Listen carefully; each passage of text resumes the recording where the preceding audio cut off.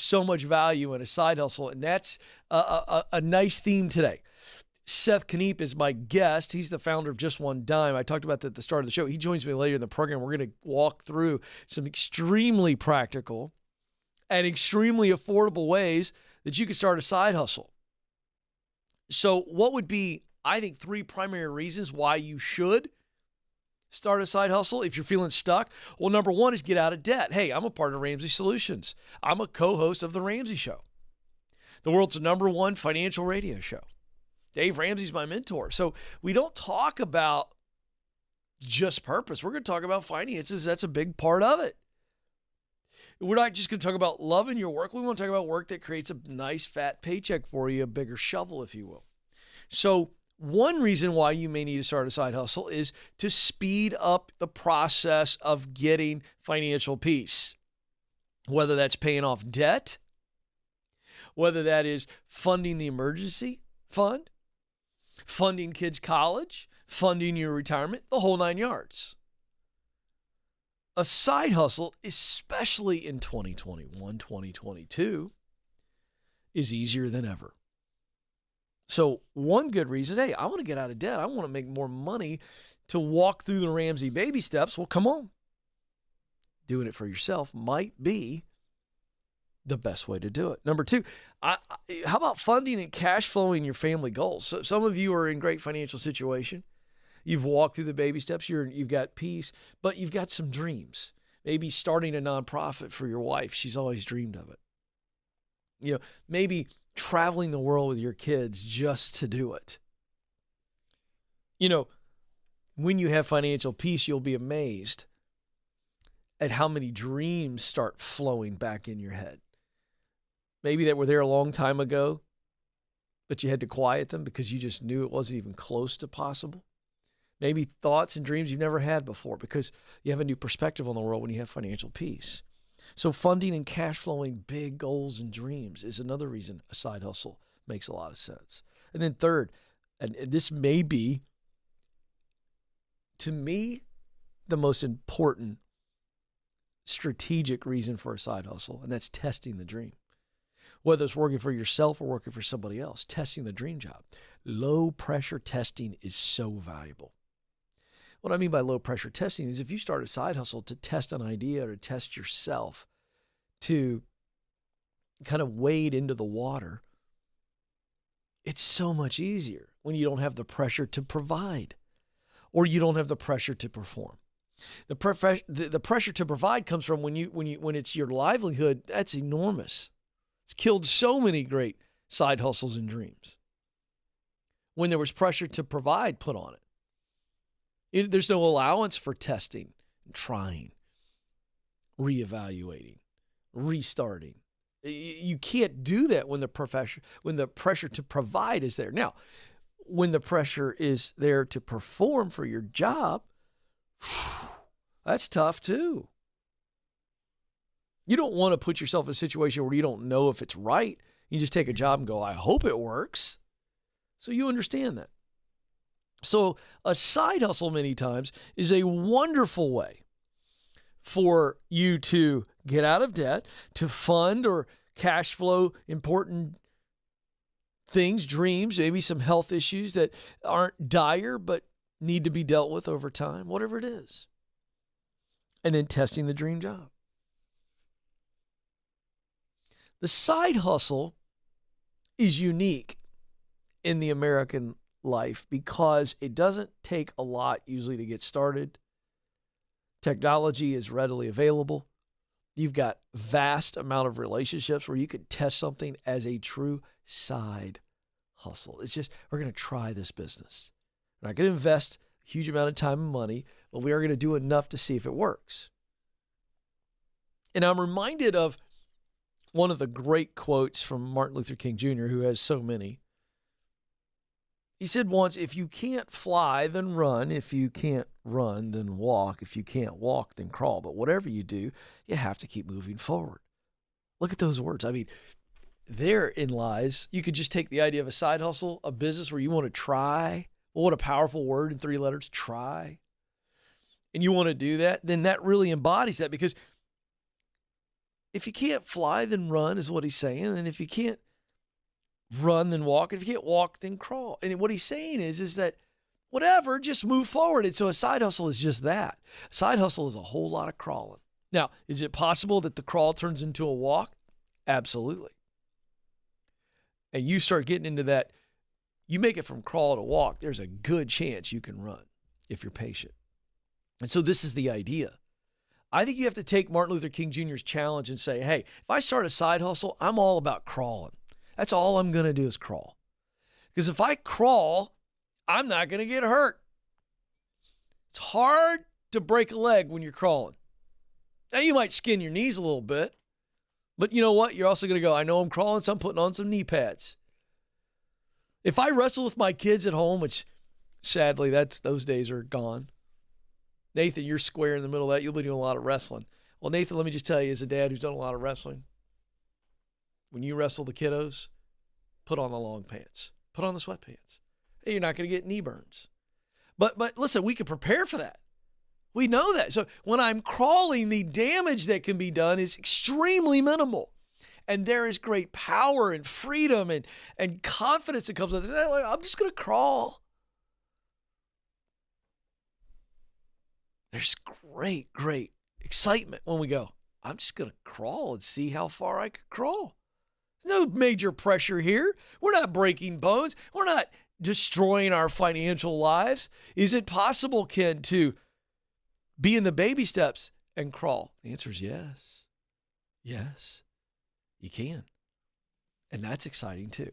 So a little bit later in the program, we're going to dive deep on this because Seth Kniep's a genius. This guy's done it and helped a lot of people. I'm going to give you some practical ways you can begin to crawl and get that side hustle up and going and maybe fund the next dream. It's going to be great. Don't miss it. Coming up, your calls. This is the Ken Coleman Show.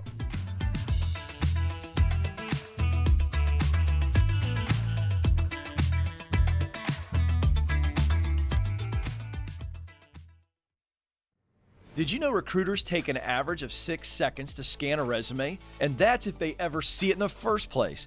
In fact, 75% of resumes are rejected before reaching a hiring manager. Listen, folks, if you want to get hired, you've got to make sure your resume is getting noticed. That's why we created How to Write the Perfect Resume.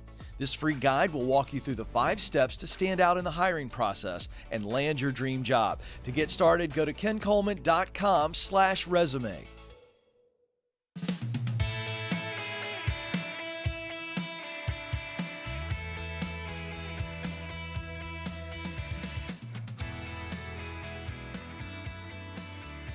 Welcome back to the Ken Coleman Show, where we help you win at work and in life. We want to get you a bigger paycheck, the right paycheck.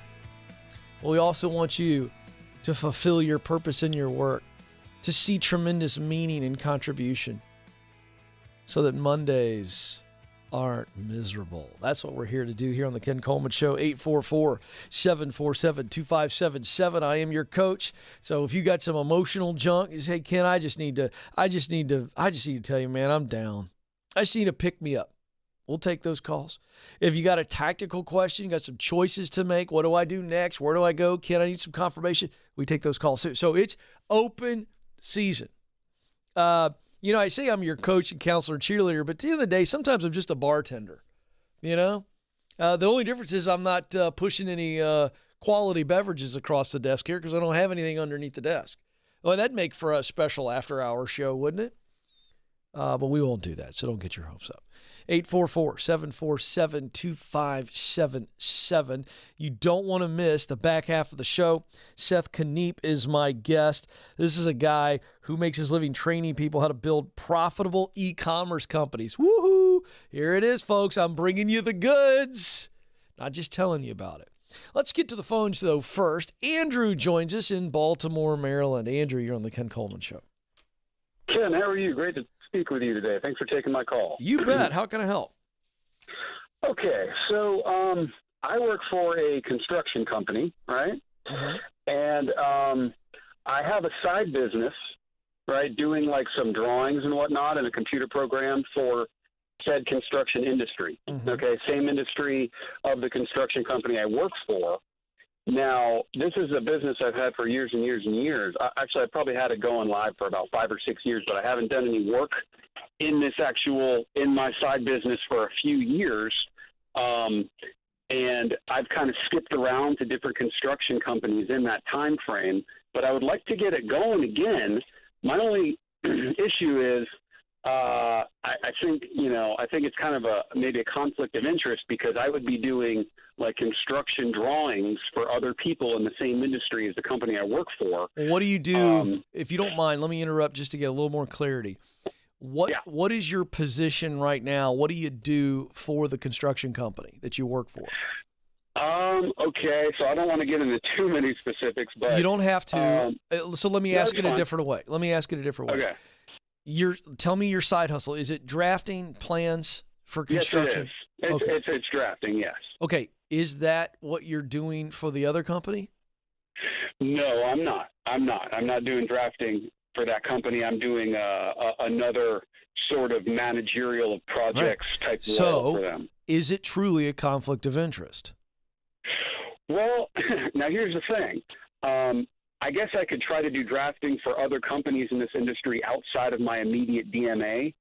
Not DMA, but DMV, whatever you call it, like metropolitan area. Yeah. So that. Okay, let me I'm going to dig. I'm not interrupting to be rude. I'm interrupting to dig. Okay. Your current company you work for has a drafter. Yes, they do. They have a few. Okay, and so therein lies where you think the conflict of interest is, correct? You think because clients could come to your current place of employment and hire them to do drafting, that if you do drafting, it's a conflict of interest. I'm trying to really lock in on this. That's fine. Is that truly a conflict of interest?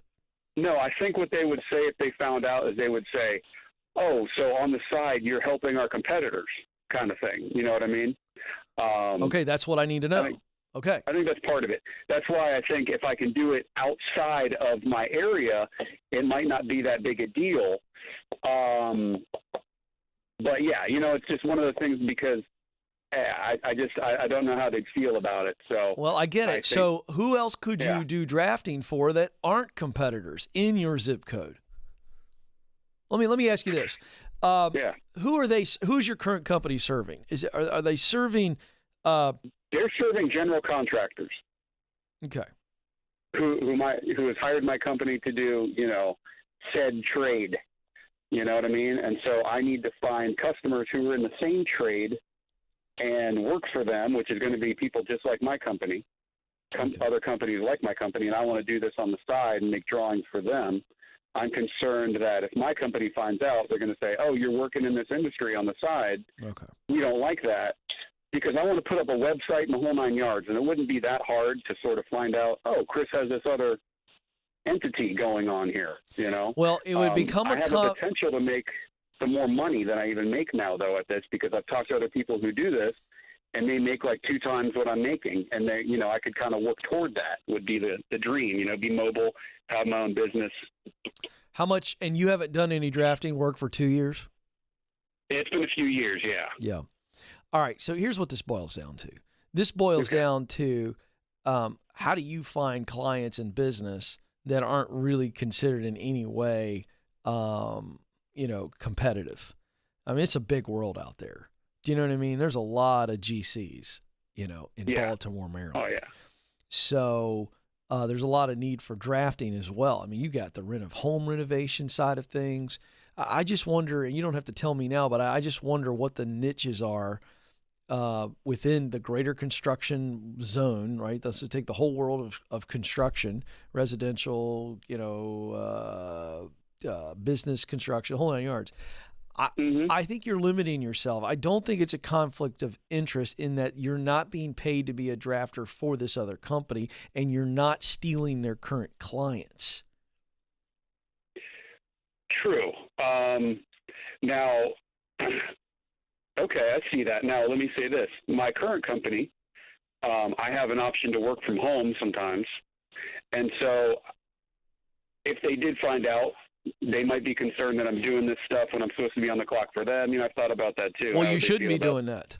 No, I know that. But I don't want to mess up the fact that they allow me sometimes to work from home. But I don't know. I guess I'm just scared. Okay, I'm freaked so out let me ask you this. that if they find out, they're going to fire me or something. I don't want to screw up what I have. Yeah. I get it. But at the same time, you're not going to be there long term anyway, right? So the goal is to get out of there, right? I mean, the dream, yeah, man, is to have my own thing. Right, so let's just boil this down. $100K. How much are you making right now? $80K. All right. So here's the reality. If you knew, if you had $80,000 worth of contracts set up right now for drafting, you'd probably leave your current company, wouldn't you? Yeah. All right, then. So we got to replace $80,000. We'll grow it to a couple hundred. But right now we got to replace 80. I just wonder, with all of your experience, here's what I'm trying to come up with. You called me because you're trying to go, Ken, how do I do this, right? Yeah. Okay, I think there's two ways. One, what are some niches or some zip codes that I don't think they'd be upset about, but I think there's more to this. I think you're worried they'd let you go if they found out you were doing anything on the side. It's what it feels like to me in this space. So then to me, I go, okay, what experience and skill set does Andrew have? In construction, where you could go get another $80,000 job because the market's hot right now, and where it wouldn't be this issue, where another company just wouldn't care because of the nature of what you're doing and they're not offering draft. I think that's what you got to look at. Those are your two avenues. Make sense? Yes, it does. Yeah, and I think I could probably find another gig. I know you can. Pretty easily. I know you can. Number one, you're really connected. Number two, you're talented. Number three, you're experienced. I think you find a different gig, which is replacing this current one, and it becomes the new day job, maybe even making more than 80, and it allows you the freedom of conscience and the freedom to not worry about all this stuff and build the side hustle. That's what I think you need to be doing. I think that's the path. Or maybe just continue on the side and hope that it doesn't get found out. And if it does, kind of deal with it then. How does that sound? I'm fine with it because I don't think you're doing anything wrong. As long as you aren't, long as you aren't picking from their tree. Oh, no. You're not doing anything ethically wrong. I've never felt that this entire call. And I can pull from all over the U.S. I mean, I have access to. Yeah, I think we got three options. It's all on the internet, yeah. Yeah, I think we got three options. Yeah, here's the other thing. You can do drafting anywhere. Goodness gracious. There's this thing called the interwebs. Provides all kinds of opportunity. Hey, don't move. More of the Ken Coleman Show coming right up.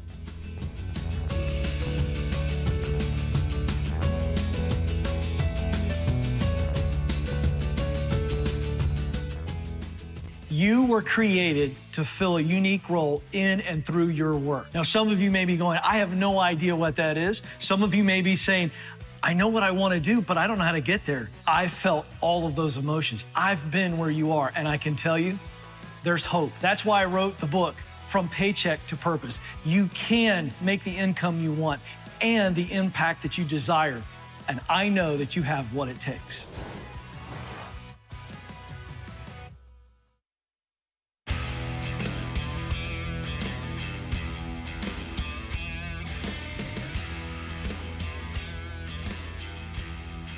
Welcome back to the Ken Coleman Show, where we help you get from where you are to where you want to be, financially and professionally.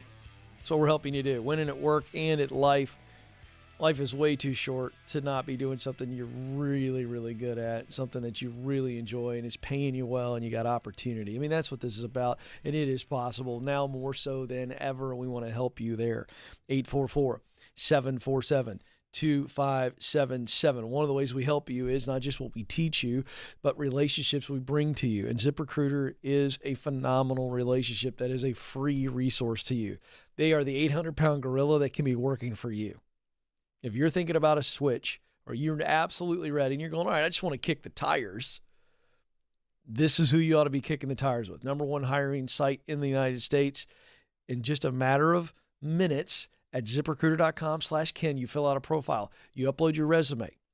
Their technology, their team start to immediately become your recruiter. You're back doing your job.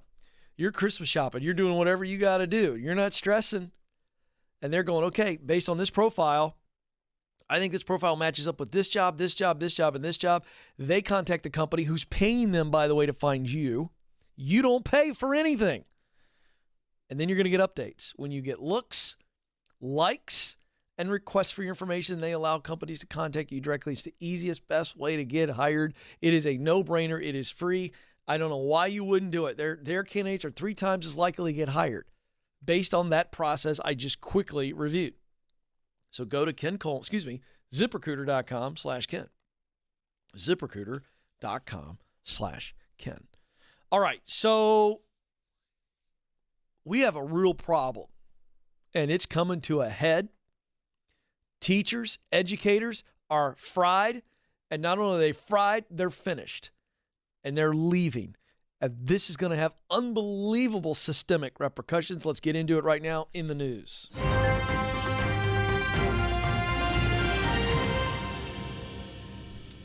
All right, so let's start with some real data. 22% of Tennessee teachers say they're ready to leave. Half of Alabama's school staff and teachers are thinking about leaving jobs as shortages worsen. So these just happen to be 2 regional stories, but this is indicative of the whole environment in education across the country. And this is not cool, because you want to talk about great men and women, they're teachers. You want to talk about great men and women who are forced to work in really, really bad environments and there's not much help or hope, it's teachers. And then you want to talk about people that when they're fried and leave, the ripple effect being massive, it's teachers. We got a problem here. And the government needs to wake up. State governments need to wake up. We as parents and citizens need to wake up to this. This is a 4-alarm fire, and we got to deal with it. Let's dive in deeper. The professional educators of Tennessee do an annual survey of teachers, and for years, the number one complaint they hear about is usually student discipline. But this year, for the first time, low teacher morale was the number one reason why educators are eyeing the exit signs. Bethany Bowman is quoted here in this article. She's the Director of Professional Development for Professional Educators of Tennessee. There's less and less control, but more and more responsibility. So they're not allowed to control the environment in which they teach. That's disheartening. It's discouraging. And then on top of that, they pile more and more work on them. Here is another quote from Bowman. It's not healthy mentally for a teacher to stay in the field. Listen to this. This is haunting. They've got to take the pressure off, and you got to start treating teachers as professionals. They've been to school. They've been trained. They know what to do. They don't need to be watched under a microscope every little step they take, every little move they make. Here's a sample of the comments left by teachers in Tennessee. The biggest challenge in education is student behavior, exasperated by large class sizes, which causes our morale to be low. It creates time management problems and makes it difficult to solve diverse student needs. Here's another one. Support isn't blue jean day. Oh boy. Talk about an embarrassing leadership Band-Aid. Teachers are suffering and fraying at all ends. You go, hey, you can wear blue jeans on Thursdays. Oh, that's great. Support isn't blue jean day. It's giving them the time they need to work on assigned tasks without sacrificing their own families. Here's another comment. I feel underpaid and overworked. I spend extra money and time trying to provide a decent education to my students. Here's another one. I regularly look for jobs outside of the teaching profession. I've had enough. My administrators are not supportive, and I'm tired of being told that my job is really to be a facilitator or moderator. Now, I am not going to go down the path of bashing government regulations and government administrators. That's a whole show. I could do an entire rant right now on that. But I don't know that it would serve much today. But the reality is that until those government regulators, government administrators in the education space start to focus on the front lines, the teachers and the kids, not the laws, not the liability, being worried about being sued, it's not going to change. I wish I could tell you it's going to change, but it's not going to change until legislators, administrators, regulators, all of them, slap them all in a room. And what has happened in the public school environment in the United States is that we are burning through some of the most valuable people on the planet, people who are committed and called.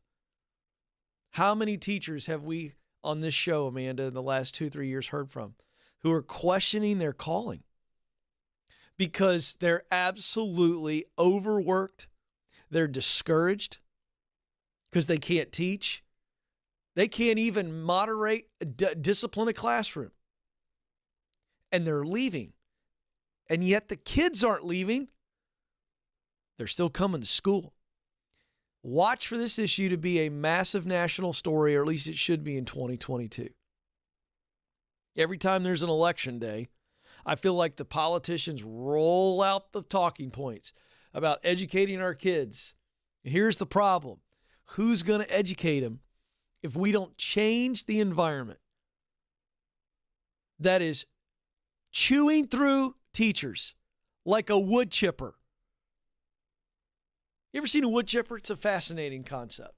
Take a big giant log, feed it into this giant machine that looks like an alien, and it's like, and it just spits out sawdust out the other side. I got to tell you, for a guy with ADHD, it's fascinating to watch. I really enjoy it. It's very entertaining. But the sad reality is that's what a lot of teachers feel like day in and day out, that they're going through the wood chipper. And by the end of the day, they're just sawdust. Behaviors, regulations, pressures on test scores, not having the resources, not having the time to do the thing that they were called to do. We need a reset on the American public education system, even in the private schools, because they've adopted much of the same philosophies. They may administer it a little bit differently, but we are creating test takers, not pathfinders. It's a problem. I'm getting engaged on the fight, in the fight, because this matters. These are our children. These are men and women who are passionate about instructing and guiding the next generation. This isn't something we just need to sweep under the carpet and go, well, we'll just figure it out. Or I'll take my kids to private school. Candidly, my 3 kids, I'm blessed to have all 3 in a private school. But there are issues on the private school level as well. What are we doing for teachers and kids to allow learning and curiosity and pathfinding to take place? This is serious business. Life is short. I'm tired of creating wanderers. I want to create wanderers. More on that in the days to come. This is the Ken Coleman Show.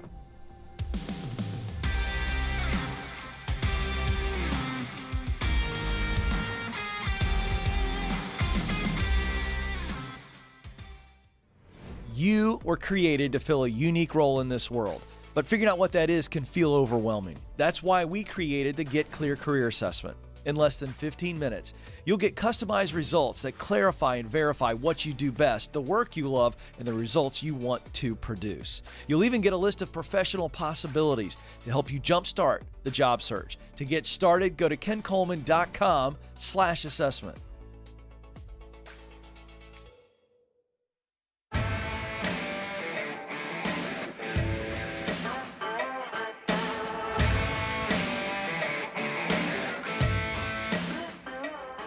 Welcome back to the Ken Coleman Show. Okay, I opened up the show today giving you 3 primary reasons why a side hustle makes a whole lot of sense.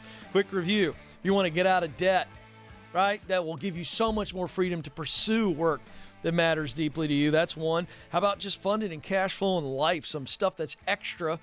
Well, that's a good reason. And then how about my favorite reason, beginning to test the dream job, seeing what it might be like to work for yourself. And hey, there's no big risk here. We're crawling. Right? Before we walk, we're walking before we run. It's a really good reason. And so that's why I'm really excited to be endorsing Just One Dime. You've been hearing me talk about them.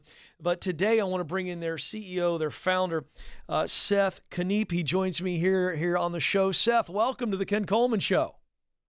Thanks for having me on, Ken. So glad to be here. Well, you bet. So, okay. So let's just talk briefly about your story, because we're going to have you on for a couple of segments. I want to dive into some practical stuff on how you can help my audience, specifically those people who want to have a side hustle and win. But you've got a real story here. You were working for Apple, man, big time, and you were like, I'm done. Why were you done, and what did you decide to do about it? I was sick of the corporocracy. I mean, Apple's a great company, don't get me wrong, but Sure. the particular department I worked for, the manager who managed me just made my life miserable. And I really reached a breaking point. I'll never forget the day I had this meeting. I worked from home. I had the dream job. People thought it was the coolest thing when I said, hey, I work for Apple. And I'm at home. I'm in a video chat. My manager pretty much threw me under the bus for doing exactly as I was told. My wife was standing over in the right corner of the room, off screen, of course, and she could see the stress on my face. And after I closed my computer, after that meeting, I turned to her and I said, I'm done. I am building a new life for our family. And that is when I got the idea of how many times do you need to double a dime for it to become $100,000. And by the grace of God alone, I did it. Which is how many? I want people to get that simple 20. math. Just 20. Yeah. Just 20 times. The exponential growth is ridiculous. Yeah. So you get that and you go, okay, 20 times I got to double a dime. That's $100,000. I can take care of my family on that. And so that leads you to, how'd you get into e-commerce and trying stuff that way? How'd that happen? So I started doubling it just by talking to random people. At one point, I rounded it up to an even 10. So it'd be easy to say, hey, I'm at $20. Could you give me 20 more? Why? And I would share with them my dream. I want to build a new life for my family. And so I found enough people who believed in this vision, got to $400. Never forget the guy who brought me from 200 to 400. We're still friends to this day. I took the 400 and I used it to buy cremation urns on DHgate. And I started selling those on eBay and on Amazon. And that's when I blew past 100,000 over the next several months. And I realized, wait a minute, there's something here. I am selling on Amazon. Even while I'm sleeping, these sales continue to come in. And that's when I knew, okay, this is something I can do. And once my income, my profit doubled what Apple paid me, that's when I fired Apple and I said, I'm doing this full time. That's unbelievable. And I'd never looked back. This is such a great story. Okay, so I want to run through this really fast, okay? Because in our next segment, we're going to dive in how now you're helping people do this. So you take the $400. How much was the urn? The urn would sell. Yep, the urn would sell for just over $30 on Amazon. So I was profiting right around $10, and it got up to 10 times a day.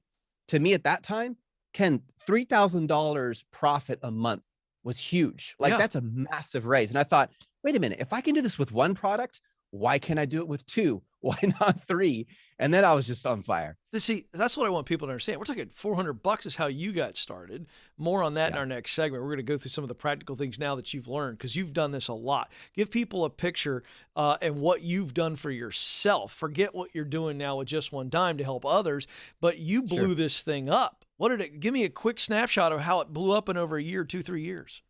Yeah. So we started doing more and more on Amazon, started launching more products, and that grew to millions. And then we started getting requests. Seth, could you show me what you do? So I started just teaching people for fun. My sisters, Christine, my neighbor down the road, a guy I met at the grocery store. And I thought, well, maybe I should start charging for this. And so one night, my son and I, who's my business partner and co-founder, Josiah, we locked ourselves in a coffee shop. We would not leave until we had created our first training to teach other people. And since that time, we've consulted for Forever 21, BMW, Amazon themselves. We have a team in China now. We have a sourcing 3PL in Oklahoma City, and it's just grown and grown. And now we have investors who we build Amazon stores for, and we get to share in those profits. It's unbelievable what you've done. And what's great about it is you've done it on Amazon, which is so easy and functional to use. Coming up, Seth is staying with us. For some of you, are going, okay, he's got my attention, and he should. Don't move. We're going to get into some practical steps you can take and how he can guide you next. This is the Ken Coleman Show.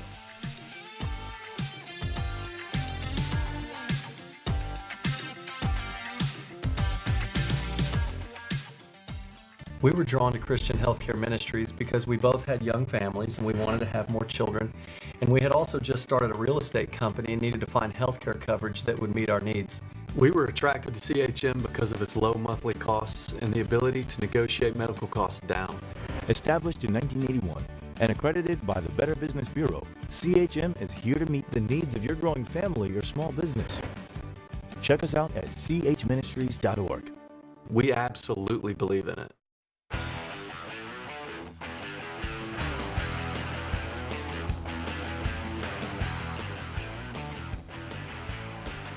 Welcome back to the Ken Coleman Show, where we help you win at work and in life. Today's focus is the side hustle, where you can just go make some money for getting out of debt, go make some money to maybe accomplish some other dreams and goals, some things that they aren't necessary, but they'd be great. You'd love to do it if you had the extra income. And for some of you, it's the way to actually start the path to the dream job, working for yourself. And so I got a guy who can actually fast forward a lot of that. And I'm not bringing you people on the show that are hucksters. I want people that are talking to you that have done it. I'm not interested in anybody's opinion. I'm interested in someone's experience. My guest is Seth Kniep. If you're just joining us, he is the founder and CEO of Just One Dime. He trains entrepreneurs how to build profitable Amazon and e-commerce companies. And here's his background. $400 he got from friends and strangers. Said, hey, I think I could turn this $400 into $100,000 or more. And he did. Started selling urns. He bought them for $20. Sold them for $30 on Amazon. Now he does it all the time and helps other people make millions. It's crazy, but it's extremely possible. So, Seth, let's talk about the current environment we're in. All right. Has the pandemic made it easier, harder? Is it the same to be able to sell on Amazon, to start an e-commerce company with not a lot of money, but actually make it work while you sleep? It's funny you say that, because just a few days ago, I checked the U.S. Census Bureau and looked at what percentage of retail sales in the U.S. are online versus brick and mortar. Mm-hmm. And the answer is mind-melting. In the last quarter, 13.3%, only 13.3% of retail sales were online in the U.S. Wow. It's unbelievable. I would have thought it was 83%, honestly. Yeah. Most people say anywhere from like 60 to 90. And what's crazy is a lot of people think, well, wait a minute, how is that even possible? Well, the truth is people still go to brick and mortar stores more often than they do online. Now, to be fair, if you consider groceries, naturally people still go to grocery stores more than buying online. So that's a big part of it. But I don't think we've even begun to scratch the surface. And to answer your question directly, yes, it's made it easier because so many people now were forced to buy online who never had an Amazon Prime account previously. Wow. And what I love about it, Ken, is the growth is slower than most people realize. And I actually like that, because if you look at the real estate crash in 2006 to 2008, if you look at the dot-com boom, one thing that was true for both of these massive market crashes is they grew ridiculously fast. The infrastructure was not stable. There was a lot of hope, false hope. But when it comes to online, the growth is actually slower than most people realize, as testified by you when you said it would be closer to 80-some%. Yeah. Which means, I mean, Amazon existed during dot-com boom. They existed during the real estate market crash, and they suffered, but they continued. They didn't go under. Therefore, I think the level of security based on their history and based on where people's shopping habits are moving is very high. And the most mind-blowing thing to me, Ken, in all of this is a lot of people don't realize when you buy something on Amazon, most of the time, over 50%, you're buying it from someone who started this on the side, just like you said, a side hustle. They found these products, they had them shipped to Amazon's fulfillment center. You're literally supporting a small to medium, sometimes large business, someone making extra cash. Give me an example. Give me a product that we bought and we probably didn't even realize. We thought it was Amazon, the big mothership, but it was actually another retailer using Amazon as distribution. Give me an example of a product. Absolutely. Fotiv, one of the companies that we helped to launch. Fotiv sells a ton of headphones. The vast majority of headphones are sold by third-party sellers, not Amazon themselves. Now, it comes from Amazon, and that increases the level of security because Amazon is going to ship it. You know, it's FBA, Prime shipping, 2 days. Boom, it's right there on my doorstep, which is fascinating. Yeah.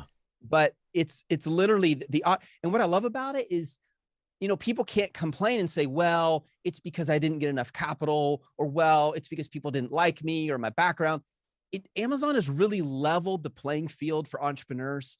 and given a very equal opportunity with various outcomes, depending on someone's devotion and commitment and skills, to become an entrepreneur. And I will say it's not easy. It's hard, but it is so worth it. Yeah, well, it is hard, but you have a system, and we'll get to that in just a moment, where you train people because you know you've failed, you've won big time, so you know how to do it and how to make it work. Another practical question: how much time? People are watching right now. They're going, "I'd love to make some. I'd love to work for myself." How much time is this going to take somebody? If we take a 40-hour work week as your standard, what would you say is a general rule of thumb to get this thing up and going and make it work? You could go full-time. Minimum, I would say, give it 2 hours a day, 6 days a week. And it depends on the stage you're in. Like when you're in the sourcing stage, you're going to be really busy for a while, and then it's going to slough off while you're waiting for that product to be shipped all the way to Amazon's fulfillment center. But as a general rule, we recommend give it a couple hours a day, 6 days a week. And it doesn't have to be every day. You might put more of that. You could do 5 hours on Saturday. Right. I mean, the vast majority of our over 10,000 students are doing this part-time while they have their regular 9 to 5s. Yeah. All right. Let's talk some real data. All right. They're going, okay, Ken likes this guy. I'm listening. You did it the old fashioned way. You just started buying urns, right? Figured out how to source them. Right. You put them online. You were selling them for 30, buying them for 20, $10 profit, at least gross profit every time. You come in and you make all this a lot easier for people. Does it matter the type of two-part question really quick? Only got about 3 minutes. Yes. Does it matter the type of product with your program, number one, and then number two, how much money do they need to think in their minds to invest to just get going? Absolutely. Minimum $3,000, closer to $5,000 to $6,000 up front is going to be very helpful. So you have enough to source the product and enough to run PPC advertising to advertise it. That's just a range, but it depends on the product. And we teach people how to raise capital for people who don't have as much. But to answer the first part of your question, the product must stand out. You've got to give me a reason to buy your product over the competition, because there's a lot of people selling in Amazon. It's growing. There's tons of room, but it's got to stand out. And how do I do that? A better product and the best featured photo will make me want to click and buy that product. And you got 10,000 people in your program right now. You're coaching them through all of that. Does that $3,000 to $5,000 investment include paying you for the advice and the support? Talk about what you guys do. Yep, absolutely. In fact, if I can we actually created a link specifically for this show. Ken. I like it. jod.com/KEN. You can't misspell it. Yeah. Ken. There it is. That will give people a free taste of almost an hour of training on how to find these products you're talking about. And then if they're still interested, they can book a meeting face-to-face over video chat with one of our staff members, where we can explain the different levels of training, anywhere from $1,000 up to $4,000, depending on what level of training they want. Awesome. And so you walk them through and guide them through the whole thing. It's not like they're out left on their own. See, that's one-to-one huge. coaching. Yep. Group coaching, coaches who have to send us screenshots of their sales and P&L reports to validate that they too are selling in Amazon, not just selling, but profitably, as well as we have staff in China who find them suppliers. I mean, it's more than a course. Awesome. It's full-fledged. So jod.com/Ken. That's it. jod.com/Ken. Kick the tires on this. It's absolutely free. No strings attached. Kick the tires on this. Real quick before we let you go, give me 20 seconds on the success rates. They're here and they go here after being a part of your program. Yep. For every single student who we have surveyed or who I have spoken with, or one of our staff, our 126 staff have spoken with, who stuck with it for at least a year, all of those have become profitable and successful, whether that's they're making $500 profit a month or $5 million a month. I've never had a student who stuck with it for a year who did not succeed at this. Wow. There are some who start and they give up. And that's why we've included a lot of mindset training, a lot of stuff you talk about. You got to take ownership. You're going to fail your way into success. Yeah. That's how you grow. And what I love about this and our partnership and why I'm endorsing you is this is a proven plan that will work if you work it. It does not take a huge amount of cash. And this could be the side hustle that helps get you out of debt. It could be the side hustle that will put you on the path to your dream job, folks. This is really good stuff. jod.com/Ken. Go kick the tires. Check it out. I think you're going to like it. Hey, Seth, thanks for being with us. We got some fun stuff we're going to be doing together. Appreciate you. This is the Ken Coleman Show. Thanks, Ken. Thanks for listening to the Ken Coleman Show. For more, you can find the show on demand wherever you listen to podcasts and watch the show on YouTube. You can also find Ken across all social media by following @Ken Coleman.